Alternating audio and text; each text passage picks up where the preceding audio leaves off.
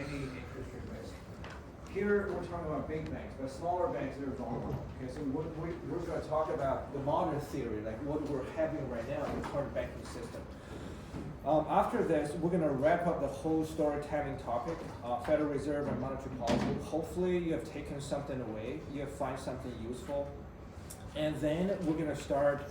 So I'm going to quickly talk about the three major pricing models very briefly, just to warm you up. Okay. This topic 4 here is essential. It's very difficult. Please stay with me. So starting from this coming Tuesday, we'll be talking about basically 2 chapters, Chapter 6 and Chapter 7. So both are really huge chapters. And another thing is 50% of the things we'll be talking about is not in the textbook. So please make sure that you come to class pretty much every time, because we'll be walking through the lecture notes, including the arbitrage pricing theory. This part is not covered in the textbook, okay? But this is so important. Why is it so important? I mean, if we're interested in finance, if we don't talk money or how to make money, we're not talking finance, right? So the arbitrage pricing theory is indeed about how to make money without taking risk. That's crazy, right? I mean, taking the arbitrage opportunities without taking any risks. It's basically free lunch. How do we achieve that goal? How do we identify those mispriced assets, like those stocks or bond securities are undervalued, overvalued? How do we identify the mispricing? And how do we take advantage of those mispricings? Okay. So I'm going to talk more about it when we get there. I have uploaded pretty much everything, including the lecture slides, including our own materials in the slides. Okay, so please make sure you go through all the slides, all the pages before you come to class. And then Chapter 7, we'll be talking about some really fancy stuff, like very exciting, interesting stuff, option contracts. Call options, put options. Hopefully, our goal here is after these lectures, we're going to be spending 2 or 3 lectures talking about options, only about options, because futures or forwards are too standardized. Very, there's nothing fancy about them, but options can be complicated. Okay, so let's spend more time and then we'll very slowly to talk about option contracts.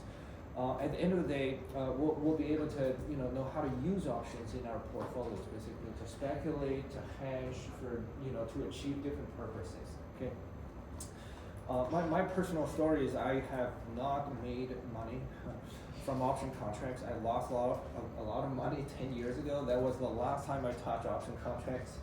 I'll talk a little bit about that also today when we get there. Okay. So please make sure you read through the slides I've uploaded, and also extra reading for these lectures. So I've uploaded a special kind of folder with the name of arbitrage pricing theory, and also some extra reading Excel sheet with real data. So in that chapter, when we're talking about arbitrage pricing theory, let's talk about JP Morgan as one of the examples. How do we value JP Morgan as a bank? Because this class is money and banking, right? How do we value a bank? Whether the bank has been fairly priced by the stock market. Okay. So how we achieve that goal, or how we evaluate or assess JP Morgan value, is we can download real world data, daily stock returns of JP Morgan, and we can have a nice pattern of the historical data. We can come up with a regression model.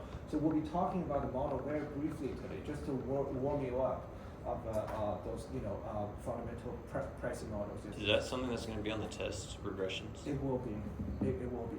Yeah. Are we going to use Excel for that? Excel, you don't have to. So just kind of, I'll make sure to give you just simple numbers. Try to just test on your understanding of those models. You don't have to do some complicated calculations. Okay. But of course, there's going to be some calculations involved. Okay. But the understanding of those pricing models is the key, actually. Yeah, that's a really good question. Yeah. Once we download real world data, day by day kind of stock return data of JP Morgan, then we'll be able to assess the under or over valuation of JP Morgan. Once we find the specific parameter, which is the alpha, we'll be able to take advantage of that mispricing. Okay, so I'll definitely talk more about it when we get there. So long story short, I've uploaded everything. Let me quickly share with you on Canvas. Okay, so for example, the lecture slides here include Chapter 6 and Chapter 7. Please go through them. I'm pretty sure these slides include pretty much all the topics we'll be talking about, including the textbook topics and also our own topics. So for example, the arbitrage pricing theory, and Fama-Finch 3-factor models, okay, and CAN-PAN, of course. Chapter 7 as well. If you're not familiar with option contracts or if you have not touched option contracts, please, do some like simple Google search before you come to lectures. And then we'll walk you through the kind of the fundamentals, basics of how option contracts work. But it's going to be your kind of benefit to familiarize yourself before coming to lectures. Otherwise, it's going to be a waste of time for you. Okay. Again, if you have any questions, comments, thoughts, concerns, please let me know. If I'm going too slow or too fast, okay, so I can sort of make changes anytime. So what do you think about the current pace so far? Definitely too slow, right, for the storytelling part. Any thoughts? Definitely too slow. I'm gonna speed up a little bit, okay, to wrap up chapter 15, and then we can move on to the real business. So that's lecture slides, and then homework assignments. I've uploaded number 2 for the second homework. So please, if you can, just start working on these questions. It's another long homework. Okay. There are the format is still the same, like multiple choice questions and numerical questions. Okay, exactly the same. I try to make everything consistent throughout the whole semester in terms of the homework assignments and the midterm final exams. And we have how many questions? As you can see, 4 big calculation questions. These questions are not trivial, but we'll be talking about these important topics thoroughly and slowly, okay, to make sure that everybody's on the same page. For example, the first one is Fama-French 3-factor pricing model, or arbitrage pricing theory model. They're basically the same thing. We'll be talking about this. Fama-French 3-factor or 5-factor pricing models, these are the most commonly used pricing models in the mutual fund, hedge fund sectors by hedge fund managers. They're using these models to identify misprices or to price anything, pretty much anything, ranging from stocks to private equity, private firms, and basically all kinds of financial assets. Okay, so we'll be talking about firstly CAPM, the capital asset pricing model, and then Fama-French 3-factor models. Okay, so that's about question 1. Question 2 is about arbitrage pricing theory. This pricing model is, to me personally, based on my past experience, is the most difficult topic.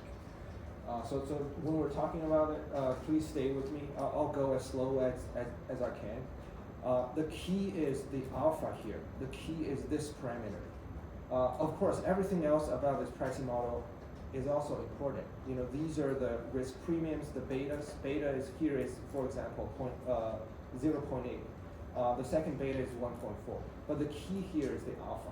Okay. Once we successfully identify the alpha here, we'll be able to take the arbitrage opportunity. Okay. So basically, this negative 2% represents free lunch, like risk-free, capital-free kind of return for us. If we're successful in identifying this alpha, we'll be able to take advantage of that. Okay, so this is about arbitrage pricing theory. And then we're going to talk options, how we use options to sort of hedge. We can use options to remove any kind of risks that we do not like. Okay, so for example, if we build a straddle portfolio like in this question, we're able to achieve that goal. And then how about using options to build a hedge portfolio, basically? The underlying assets can be pretty much anything, right? Including stocks, bond securities. In this case, it's foreign currency-based bond securities. Okay, so in this specific example, it's the UK pound-based bond security. Okay, so basically, that bond is issued by English government. That bond security is written in the British pound. And then as a US-based investor, how do we convert that foreign currency back to the dollar, to the US dollar, and then how do we hedge foreign exchange risk, including the interest rate risk, using options, like call options or put options, is the key question here, okay? So just please stay with me because these topics can be technical, can be kind of complicated, but at the end of the day, can be useful as well, okay? That's pretty much it. So before the end of the class, I'll just quickly walk through the 3 or 4 pricing models just to warm you up before our next week. But this lecture is going to be the last storytelling lectures. Okay, so on the top of these, I've uploaded the arbitrage pricing theory folder, including an Excel sheet with real data. But don't worry about this Excel. We're gonna walk through the Excel problem like all together in class. Okay, just to sort of give you a rough idea of how we can evaluate JP Morgan, for example. Okay, and then this is a real world example how we can use the arbitrage pricing theory to make free money. You can take a read as well. This one is something that we'll be like working on together as well in class. Okay? Okay, so that's pretty much it. I think other than this, do we have any questions or any thoughts? Okay, in class examples as well. So we'll be working on these questions all together in class, like we usually did for the first half of the semester. Okay, chapter 6, for example, pretty similar questions, but in different forms, and chapter 7 as well. Okay. Okay, so let's get back to chapter 15. So how about we still use kind of structure in the form of lecture notes to try to give you a basic kind of fundamental structure of chapter 15. Because chapter 15 is about monetary policy and what is monetary policy, what are the available tools out there for the Federal Reserve to conduct monetary policies, and then what are the old or traditional tools, what are the newer tools. Okay, chapter 15, monetary policy. For the transmission channels. There are, I think, four big parts, four big topics in this chapter. The first one is the goals of monetary policy. Actually, the goals of monetary policy overlap a lot with the duties of the Federal Reserve Bank. For example, it can be two duties for the Fed and six overall goals for monetary policy. The first one is, so everything is in the textbook, everything in the slides. Here is just kind of the summarized structure of this chapter, just to give you a kind of the big picture of what's going on here. The first goal is to guarantee price stability, which is, for example, what's going on right now. The second goal is to ensure high employment or to fight unemployment. So actually the first two goals exactly overlap with the duties of the Federal Reserve Bank. They're here to ensure the price stability or to fight inflation and also to ensure to lower the unemployment level. Okay? And then on the top of these, we also have four other goals of monetary policy. The third one is economic growth. It's kind of very unsurprising and very intuitive. We don't have to spend too much time looking through these different goals. The fourth one is the stability of financial system or financial markets. Financial stability. So all these factors are playing a role altogether, basically. It's making the job for the Federal Reserve very difficult. Financial stability. They have to sort of prioritize some of the factors and let go of some other factors. The fifth one is interest rate stability. They cannot jack up the interest rates too fast or keep it close to zero interest rates for too long. Interest rate stability. And then the very last one is foreign exchange market stability. Foreign exchange FX, standing for foreign exchange market stability. Okay. We'll be talking a little bit about the foreign exchange market using the option contracts, using the British pound as one example. Okay? How do we convert the dollar to the pound and then convert it back to the dollar? Okay? Okay, so this is the first topic. There's nothing fancy about these 6 goals of monetary policy. It's really what's perfect timing. Do you prefer like natural voice or the microphone? It doesn't really matter. Right? Voice of the mic helps. Mic helps. Yeah. Okay. But then we put on the mic.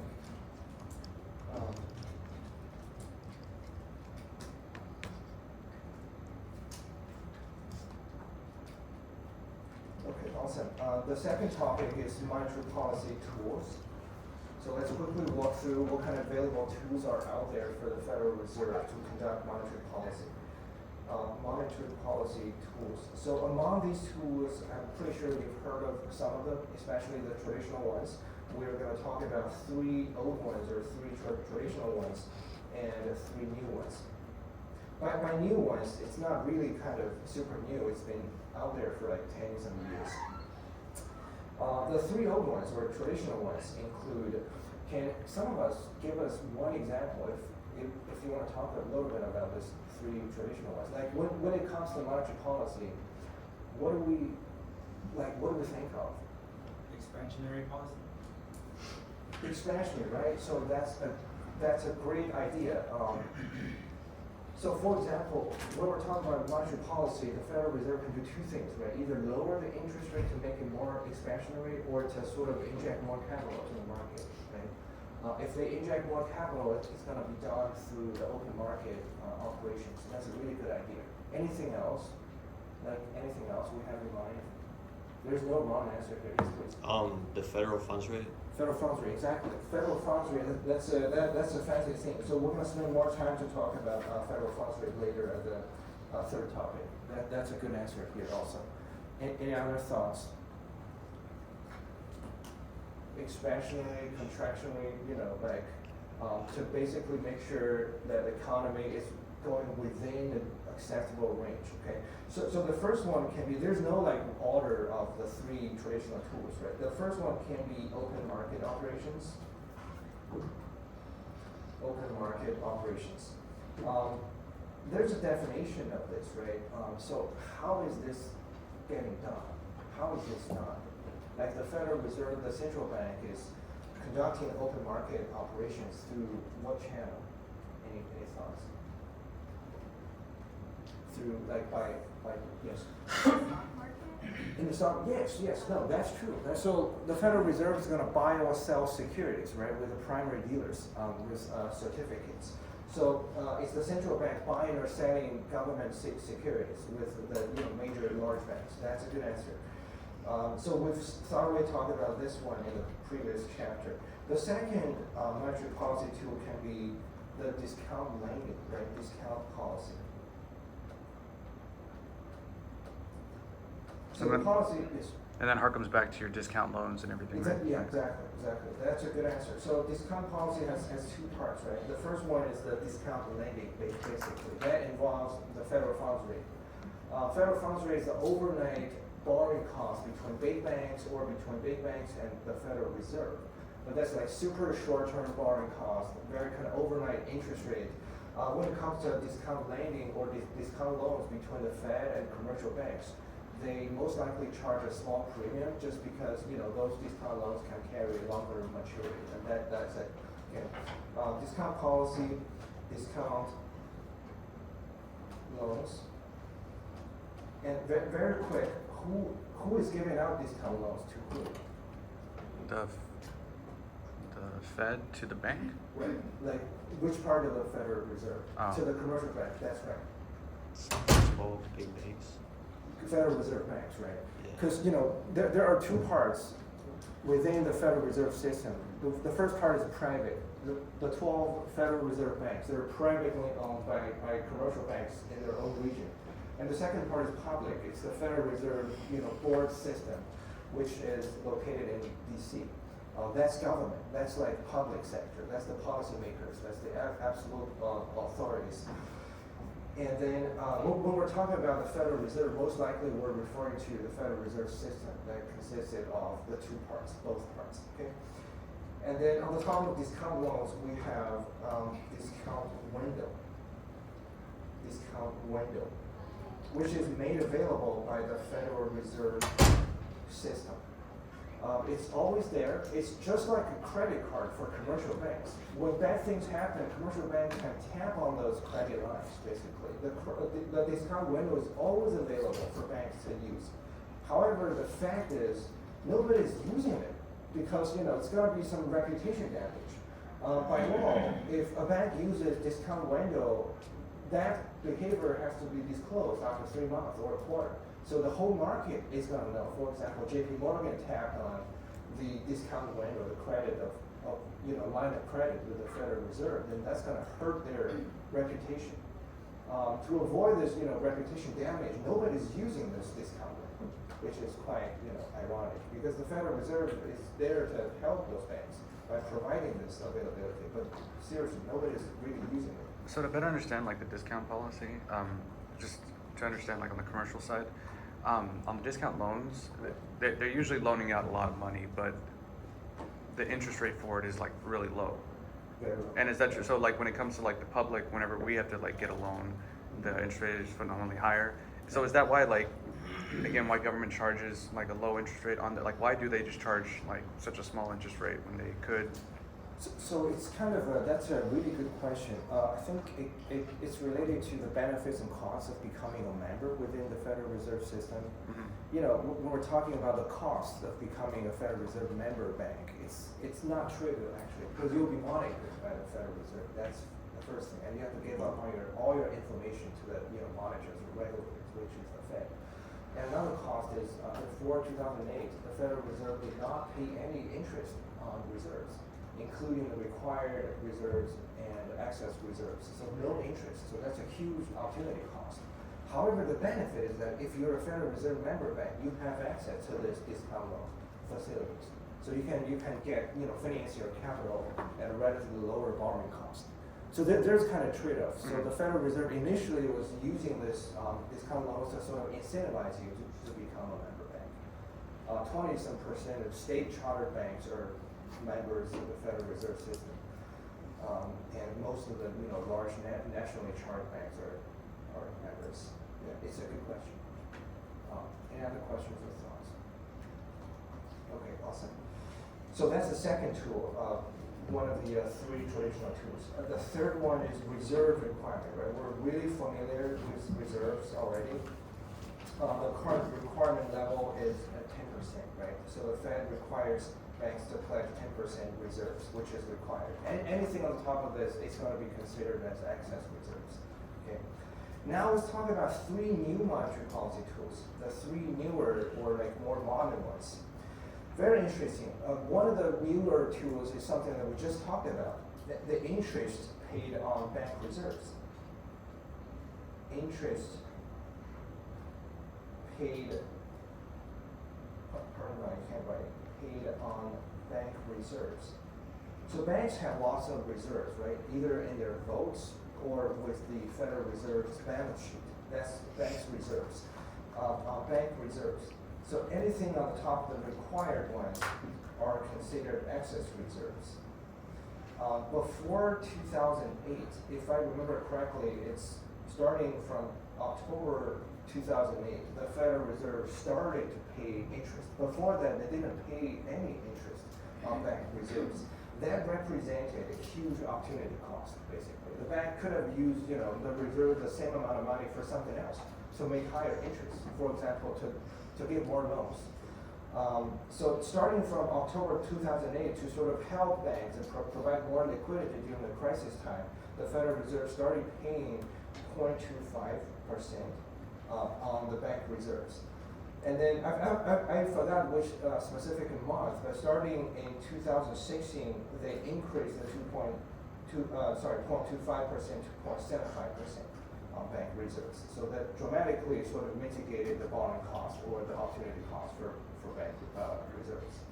Do you mind sliding the page? Oh, yes, thank you. So, sorry about this. Right. Before October 2008, the interest paid was zero, okay? So this is one of the newer monetary policy tools. So basically, the Federal Reserve are providing or paying higher interest on the bank reserves to those member banks. The second one, you might have heard of it, repo. It's kind of repurchase agreement or reverse repo. So in here specifically, because we're talking about the Federal Reserve, we're talking about the reverse repurchase. Let me spell out this terminology. Repurchase agreement facility. So when we're talking about repurchase agreement, we're talking about repo for short, okay, or in this case, reverse repo. So how does this work? So basically, it's a transaction between the Federal Reserve and a regular commercial bank.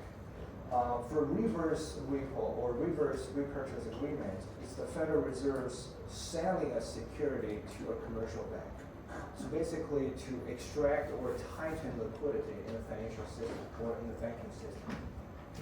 So if we think about it, bank have to spend money to buy, government securities, which is collateralized, super safe. There's no credit risk associated with those securities. Most likely, it's 3-month T-bills.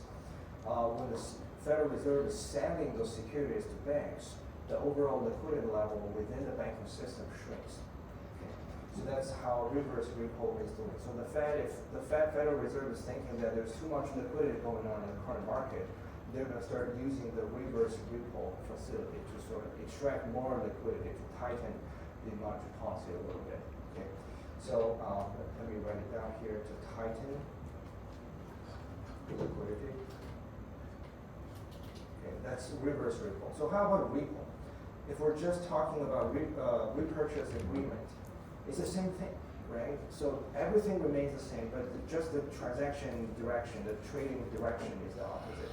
It's the Federal Reserve buying securities from banks. Buying securities from banks. Okay. And here's the thing. So everything, no matter if it's reverse repo or repos, everything is overnight. The Federal Reserve buy for the repo facilities, the Federal Reserve buys securities from banks today after the market closes, and then the banks have to sell it back to the Federal Reserve tomorrow morning before the market opens.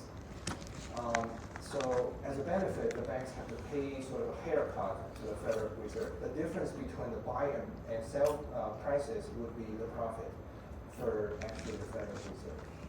Okay. So for the repo, what does this do to the market? The reverse repo is for the Federal Reserve to tighten liquidity.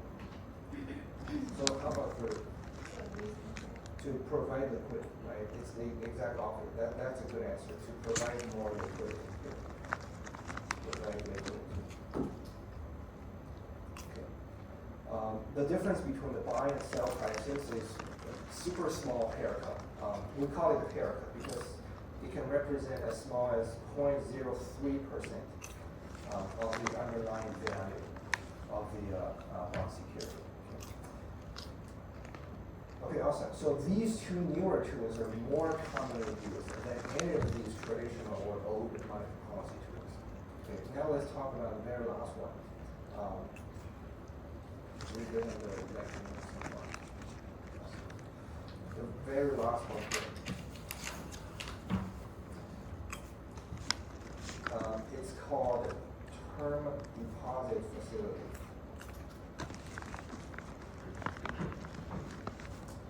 This term deposit facility is just like certificates of deposits between you and your bank. Okay, so in this case, it's the Federal Reserve providing CDs to the bank. Banks have the option to purchase the CDs from the Federal Reserve, and those facilities are called term deposit facilities. Okay, so it's basically the CDs between the Fed and the bank. So basically, it's the Federal Reserve providing CDs to banks. This one, the third newer tool, is not as commonly used as the first two kinds of tools. The second one is repos, like extremely commonly used. The first one is the interest paid on the bank. So there's no difference, like they can't touch that money either until the CD matures? Oh, yes. So there's like close to zero liquidity. Yeah, banks really have to plan ahead to decide whether or not or how much they want this facility. Well, yeah, but why would they buy them though? Because they need liquidity, I mean, right? But like with the CDs, yeah, with the CDs though, they can't touch that money until it matures. So Right, so they get money, can lend the money out with some like longer maturity notes. When they need the capital, they can tap this possibility. okay. Right? Any other questions? So before we move on, Right. so in the first one and the new ones, the interest paid to the bank, it increased 8 years after. So does it mean that it's just something that's already been established that every year, 8 years is gonna be increased? Or That's is a it good just- question. Not really. We still have this 0.75% right now. So unless something like dramatic happens, I don't think they're gonna change it, because like 0.75, they might change it, because right now the interest rates are really high, right? That's a good point, so I guess, yeah, we'll see, right? It's about time, so it's been 7 years since 2016, it's a good point. So why would, I guess in this case, why would a bank purchase, use the discount loans when they can just purchase CDs from the Fed? The CDs, there are pros and cons, right? The CDs are kind of, coming a chunk size, the volume can be large, but there's no liquidity, the bank cannot like withdraw money. For discount loans, I guess it's only available for like Federal Reserve member banks, but for term deposit facilities, it's pretty much available for everybody. Okay. Yeah.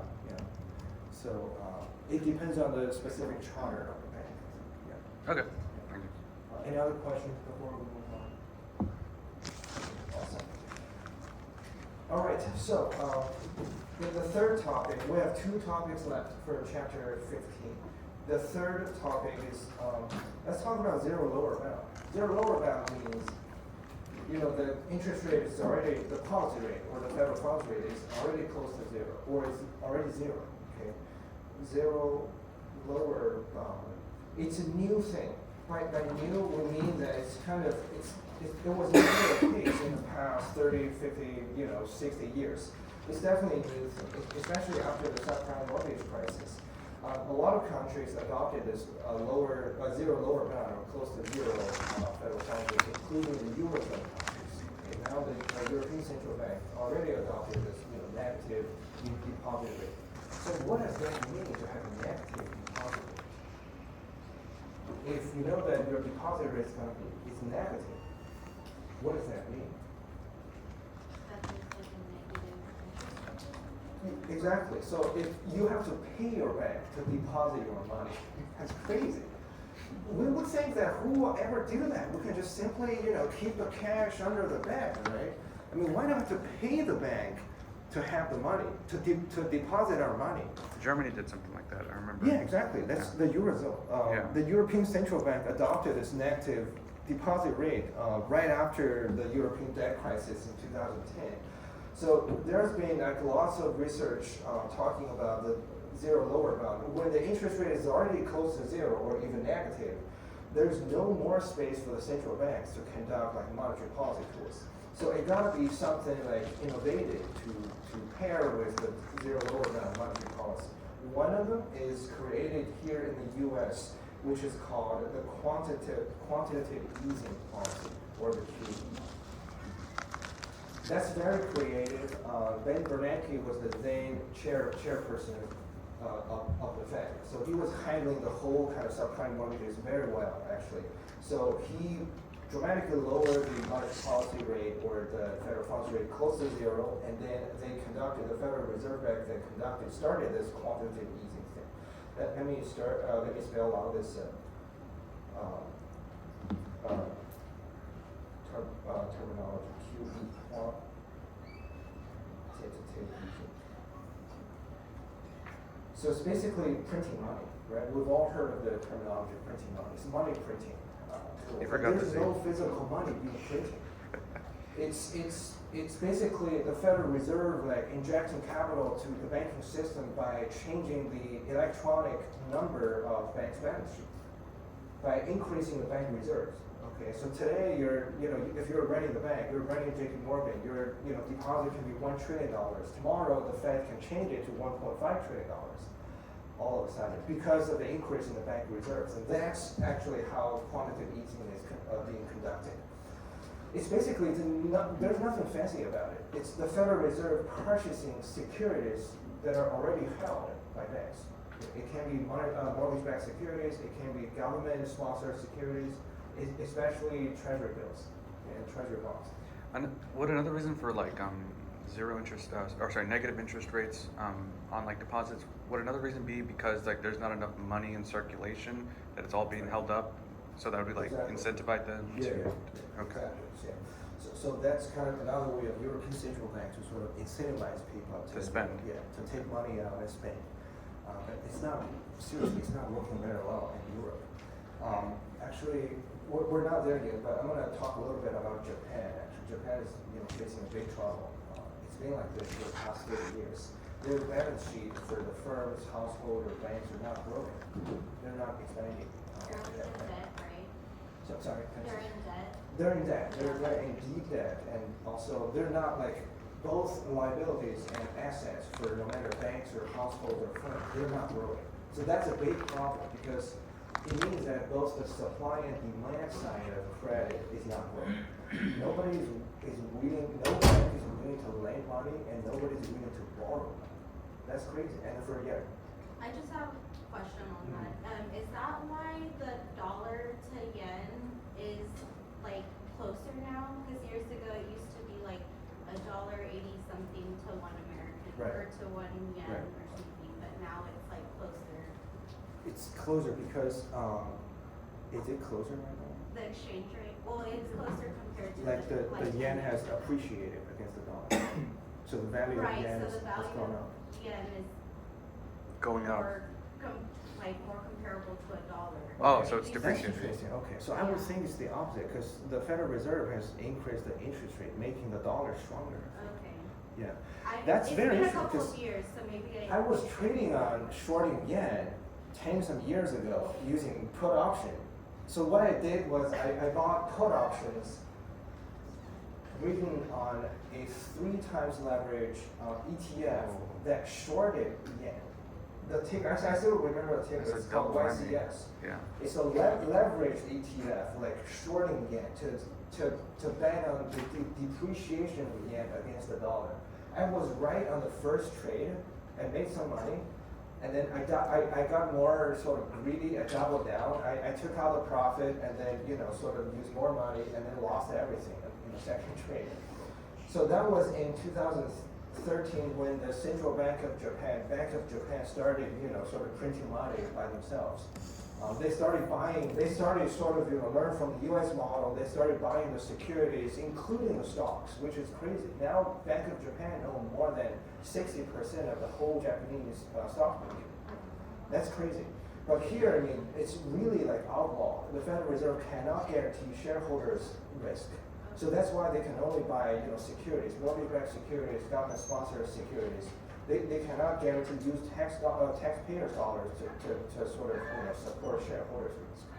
But in Japan, their model was totally different because their problem was different, right? Nobody's willing to borrow money and nobody's willing to lend money.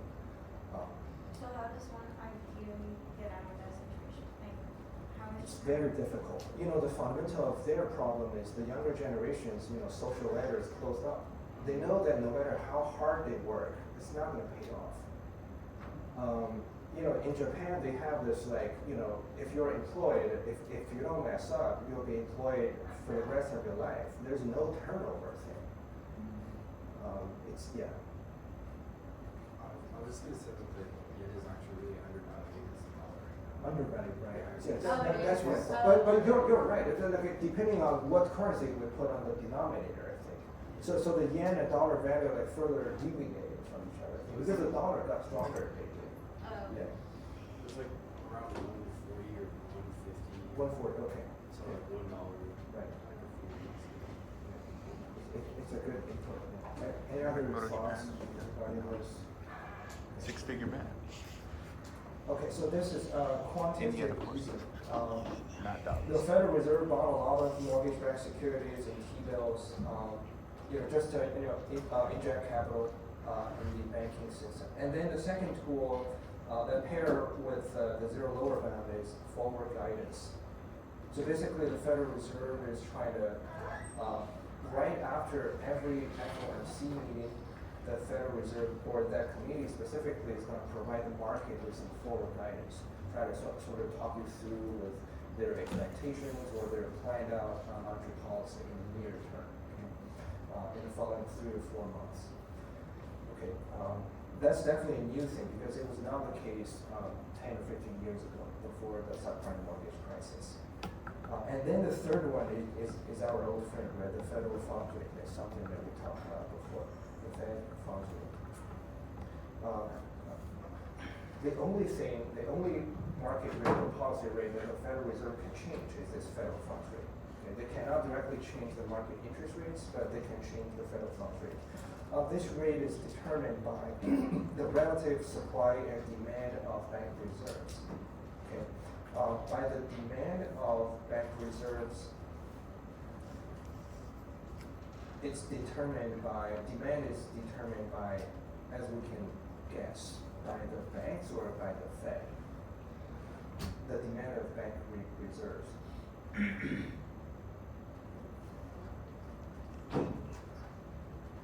Is determined by the banking system, by the bank. Okay. They can decide on, how much more reserves they demand through the Federal Reserve System. And then on the other hand, the reserve supply is determined by the Fed. Okay. And then overall, the relative supply and demand is going to eventually determine the federal funds rate. So that's how the Federal Reserve changes the federal funds rate, right? By conducting buying or selling securities in the open market operations to change the supply and overall relative demand of the Federal Reserve or the bank reserves. Okay. Sir? Yeah. So the federal funds rate indirectly changes interest rates? Like it doesn't, okay. Right. It's kind of very interesting. So we're going to talk about this also. It's one of the monetary policy transmission channels through the bank lending channel. So for example, once the Federal Reserve decides that, okay, so tomorrow we're going to change the federal funds rate from 0 to 25 basis points. And then the bank got the order. The New York Fed specifically is going to start conducting this order by buying and selling government-sponsored securities in the open market through the open market operations until the relative supply and demand determines that the federal funds rate is indeed 25 basis points or right around that range. Okay, so once that is determined, the big banks start borrowing between each other or borrowing from the Fed at this higher 25 basis points, and then that's going to be transmitted through the bank lending channel, through the bank's balance sheet. For example, a bank will start charging your mortgages 25 basis points higher, or the spread is going to be even higher for credit risk related mortgages, car loans, etc. Okay. That's kind of through the bank lending channel. The banks are transmitting those policy rates to the eventual real economy. Okay. All right. Any other questions or thoughts so far? Okay, awesome. All right. So how we're doing? Oh, do we want to take a short break, like 3-minute break, and then we can come back? Or we're doing okay? What can we take a short break?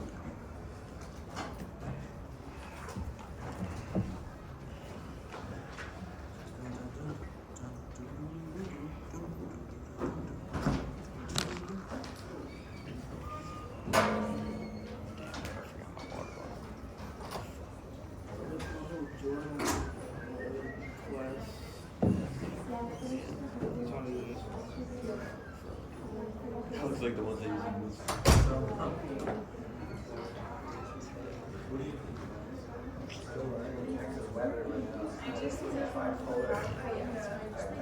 You can use cash for cake. You just do like a vending machine? I think you can.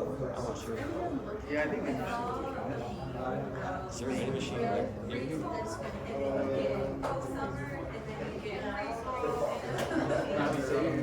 Downstairs? Fuck, I get so thirsty.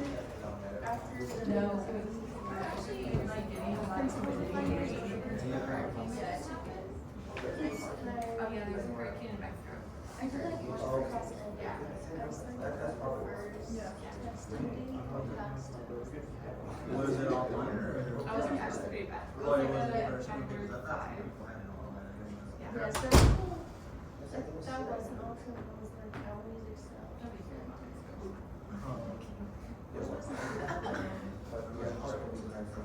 People have been talking about climate change.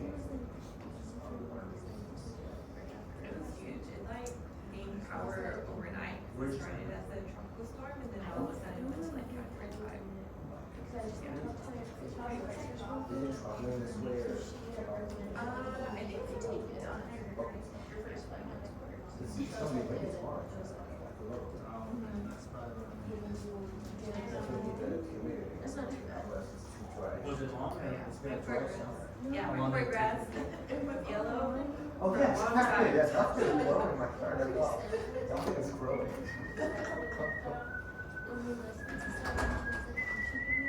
Oh, you go to the.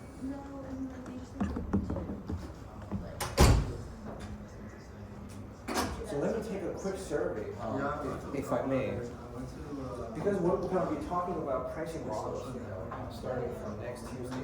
So how many of us have heard of Campaign? Capitalizer pricing model, Campaign, okay. So probably, third of the cost. Campaign, through corporate finance costs. Cool. How many of us have heard of Pharma French three-factor models? Can you repeat that? Pharma French three-factor model. Oh, no. Only one. So we're gonna, talk about this topic very, very slowly, because, for, most of you, it's pretty new. Next Tuesday, or this coming Tuesday, we're gonna firstly derive Campaign, to sort of, walk us through how we get to the pricing model, how we get the model, Campaign. Because Campaign is that powerful, very powerful. It's the most commonly used model. Super powerful, very reliable as well. It's a great innovation in the finance world. And we're gonna firstly talk about Campaign, and then we're gonna talk about Pharma French three-factor models. And then we're gonna move on to the arbitrage pricing theory. Okay, cool. All right, I think we can get started. The very last topic is it's not in the textbook. It's the transmission of monetary policy. Right? We briefly talked about it already through the bank lending chain, like how banks carry on the order from the Fed in terms of the federal funds rate all the way to the sort of the terminal rates, right? Mortgage rates, cardinal rates, and what are the kind of alternative channels that are out there in the market? So monetary policy transmission. So in this case, this topic is again not in the textbook, so this is our own stuff, but this is like so important. We cannot not talk about it before we wrap up chapter 15. There are three commonly recognized channels in the modern world. One of them, two of them are more traditional. One of them is super new. Okay, so we're gonna specifically talk about it here. So the first one is, of course, the well-known bank lending channel. It's very kind of easy to understand because banks are the main participants, right, in this whole system. The Fed makes the policy, the bank carry them on to the ultimate economy. And then it's actually the way how the Federal Reserve changes the total amount of bank reserves will change basically the lending capacity of banks.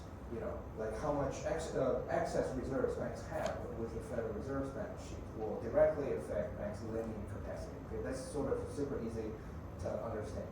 This is actually sort of theoretically laid out by the then chairperson of the Fed, Ben Bernanke, and his co-authors, three of them. Ben Bernanke won economics Nobel Prize 2 years ago, last year, because of this creation. They sort of recognize the bank lending channel, specifically sort of lay out the theoretical foundation of this.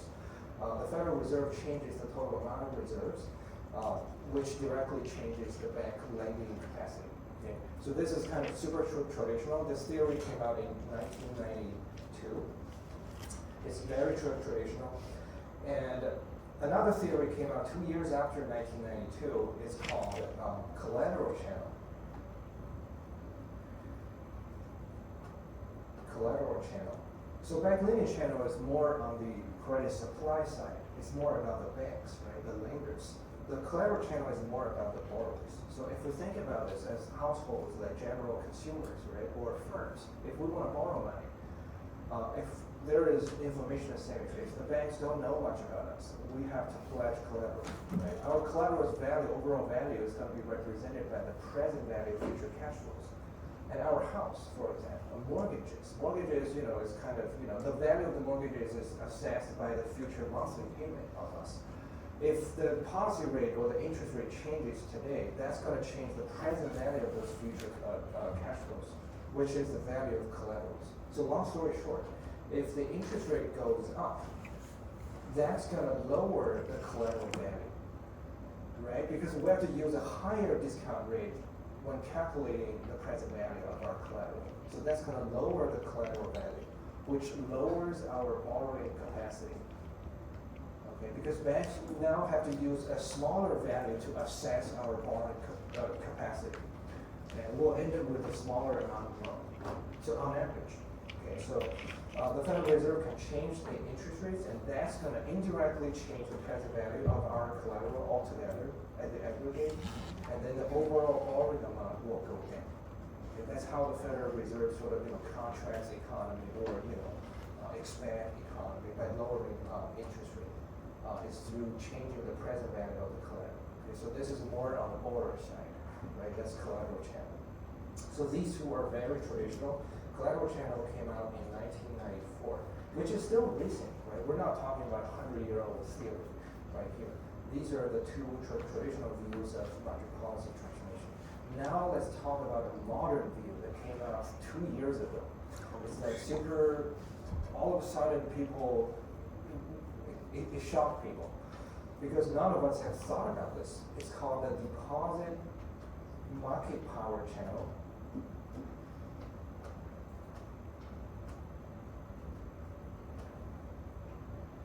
Deposit market power channel. It can be hard to explain in the first place. So here's the thing. In the past 20 or 30 years, the U.S. banking system has gone through a dramatic overhaul in terms of big banks eating up smaller banks, right?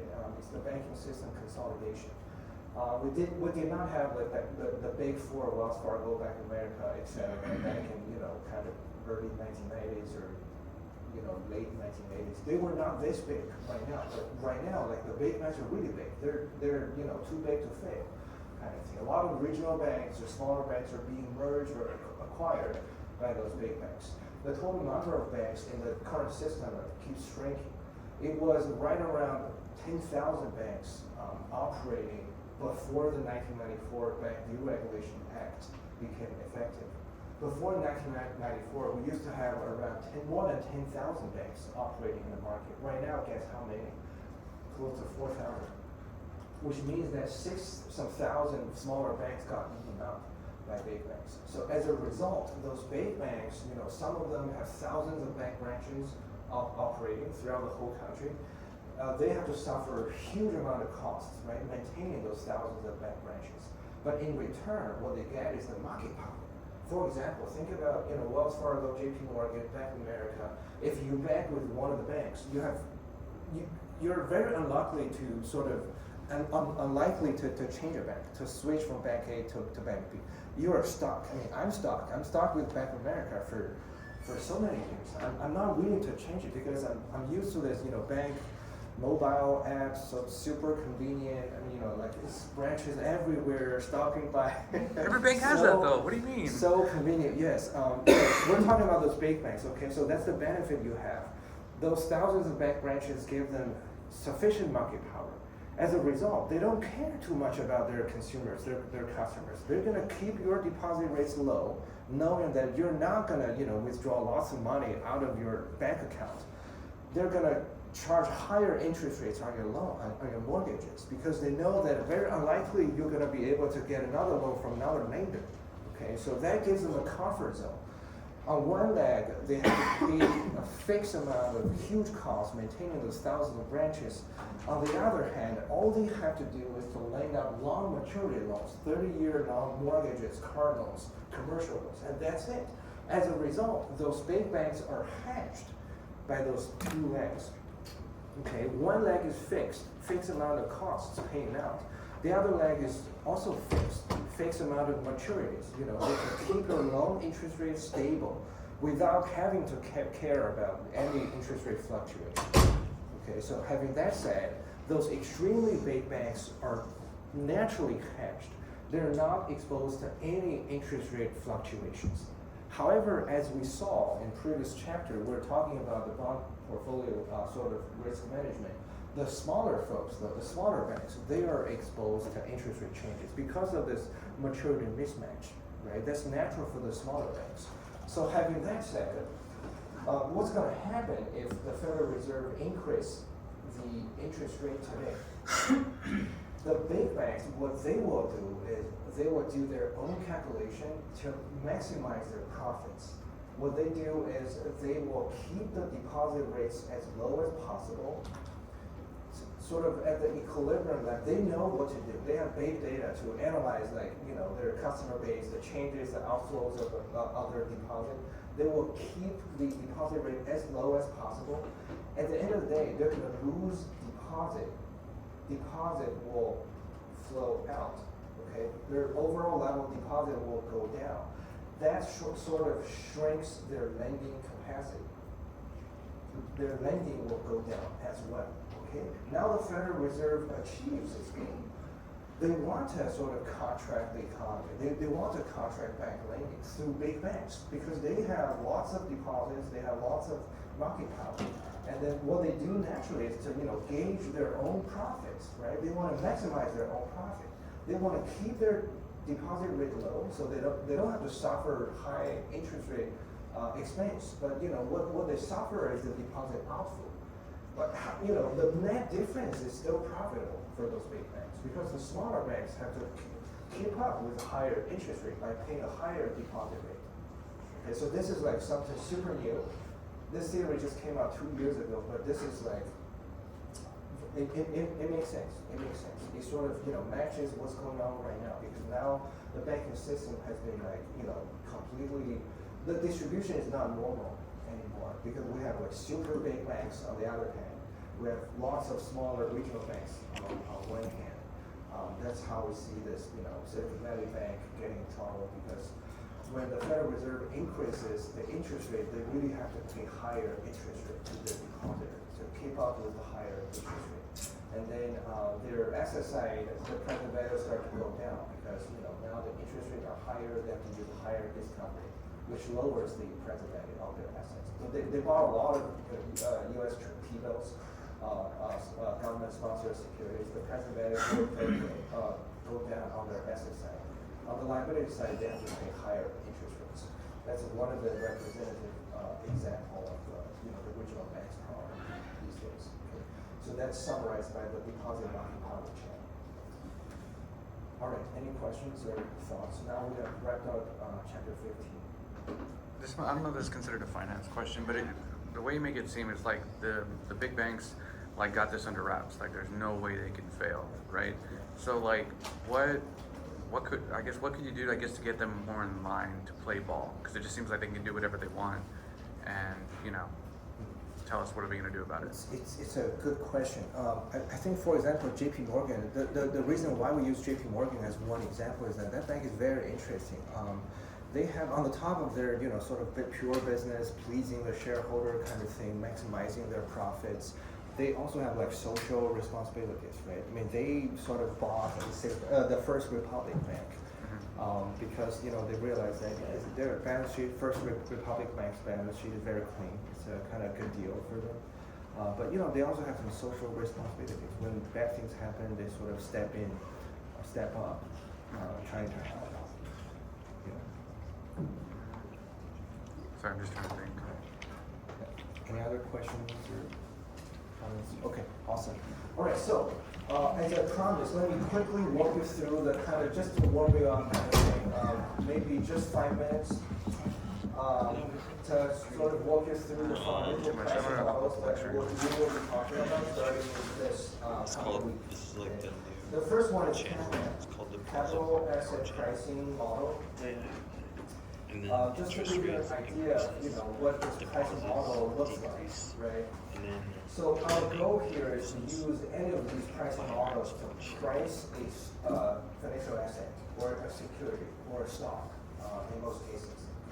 So we care about, by pricing the stock or a financial asset, we care about the return of that asset, right? It can be daily return, it can be weekly, it can be monthly. Okay? So we use a small r to represent that return. For example, we're dealing with one specific security. It can be JP Morgan, it can be Amazon. Okay? We use a small I to represent that security. So we're talking about security I. This I can be a security, it can be a stock, it can be a portfolio. Okay, so we can be super flexible in this context. On the top of this, because we have market interest rate as well, or the federal funds rate, we have to sort of, minus the risk-free federal funds rate. Because if we think, from a mutual fund manager's perspective, your return that you can deliver to your customers are measured by the raw return, right? For example, at the end of the day, if you can promise 5% return to your customer, given that the current market interest rate are already 6%, you're delivering a negative return basically to your customer. So everything is, on the top of has to be on the top of the risk-free rate. So we really have to subtract that market risk-free rate from the raw return. Okay, so everything's measured on the excess return basis. So this difference is called excess return. Everything's on the top of, the market interest rate. Okay, so this is our goal here. We're trying to gauge, or we're trying to assess the daily return. And then we're going to use a formula to represent this idea. This is the left-hand side variable. On the right-hand side, we're going to have to use some, pricing engines. Okay, so what can be a good pricing engine? We're going to specifically talk about the pricing engine or the risk factor this coming Tuesday. But right here, let me just give you a brief pricing model. We're going to use the market portfolio. By market, we mean SP 500. It can be SP 500, it can be NASDAQ. It can be all stocks listed in the stock market, thousands of stocks. We put them together in one portfolio, and we call that portfolio the market portfolio. Okay. So what's the good thing about, just buying the market? It's well diversified. We don't have to worry about the idiosyncratic risk associated with JP Morgan, associated with, Amazon or Tesla. If we're buying the market portfolio, we're enjoying the diversification benefits, right? We don't have to worry about any specific firm level risk. Okay, so let me write down the overall market return. We use a capital R with market. Again, this market return can be, the daily return of the SP 500. That's also relative to the risk-free rate. Okay, so the difference between these two is called the market excess return. Okay, so this return is observable because we can download the real world data, which I have already in the Excel sheet. I downloaded the real market return, daily return, and we use this as a market access return. We're going to use this as the pricing factor to price any possible security, for example, stock I. Okay, but here's the catch. Every stock is different in terms of the sensitivity with the market. Okay, so we're going to use a small parameter, beta, to represent this sensitivity. We're going to use beta times the market access return. So for example, if this beta is 2, a positive 2, it means that if the market today goes up by 1%, then our security I here is on average going to go up by 2%. Okay, it's positively related to the market, and the overall sensitivity is 2. Okay, and the beta here can be also negative. For example, if beta here is negative, it means that the security I here is going to be reversely related to the market. If the market goes up by 1%, and very likely the security, the stock, is going to go down by 2%. Okay, so the good thing about this model is that we can download real data for the market's access return, and we can download real data for the security ICE return, and we're able to calculate this beta, the sensitivity. Okay. After we estimate the beta parameter, on the top of this, we have the idiosyncratic risk, but since we're talking about the market portfolio, this idiosyncratic risk is close to 0. We don't have to worry too much about it. But what we really, so this is CAPM, very simple, right? We only have one pricing factor, the market factor, to help us achieve our goal. Basically, we want to gauge whether the specific security I is under or overvalued, but how? Through this very powerful parameter alpha. This alpha here, if this alpha based on our estimation is not 0, now we have a treasure. If this alpha here turns out to be positive, based on our estimation with real world data, what does the positive alpha mean? It means that on the top of whatever campaign predicts, we can earn a free launch. It's going to be positive return, which is reflected in this alpha, positive alpha here. And of course, alpha here can be negative, which means that currently the stock I here is overvalued. It means that if we buy and hold, we're going to suffer this negative alpha. We're going to lose it. Okay, but overall, these two things are mispricings. It's based on the prediction of this campaign model. Okay, so that's kind of very brief introduction of this campaign model. On the top of this, we'll also see Fama, French, three-factor model. So this model is very similar to campaign. On the top of the left-hand side of the arrow is no excess returns. On the top of market factor, we have also beta is the market. We have the second factor as the size factor. So it's complicated to build or calculate the size factors with risk premium, but let me just write it down here, small minus big. So basically in the previous year, we ranked all the thousands of stocks based on the market cap. We use the market cap as a proxy for the size of the stock. Okay, so we pick the smaller firms and group them in one portfolio. We pick the bigger firms in one portfolio. We calculate the weighted average return, the difference between the two portfolios. And usually the smaller firms will provide higher returns. And then we use the higher return that come from the smaller portfolio minus the big portfolio. Okay, we're going to end up with some positive returns. And this return is going to be used as the risk premium, just like how we use the market access return. And of course, we have a beta associated with this as well, the size beta. Okay, so this is the size factor. And then the very last factor is called the value factor. We again have the value beta. So the value is everything remains the same logic. And instead of ranking the firms by their market caps, we rank the firms by their book to market ratio. Okay, their value factor. Okay, book to market. What's kind of interesting about using book to market is, for example, if we compare Walmart with a huge tech giant, let's say Amazon, which firm would you think have the higher book to market ratio? Book value divided by the market value. Probably Walmart. Or let's say Google or Amazon. Walmart, right? Yes. Walmart's gonna have higher book to market ratio because Walmart is so huge. There's not much innovation going on. They have lots of tangible assets. That's a large chunk of book value on their balance sheet divided by the market cap. Usually, the tech-oriented, growth-oriented firms have lower book to market ratio or higher market to book ratio because they rely on innovations. They rely on technology, which they don't have a lot of tangible assets. The good thing about grouping these two different types of firms is if we focus on its high book to market value minus low book to market portfolio, then we still end up with a positive return difference. We're going to use that systematic difference to as a access or risk premium for the value factor. Okay, so we'll use these three factors.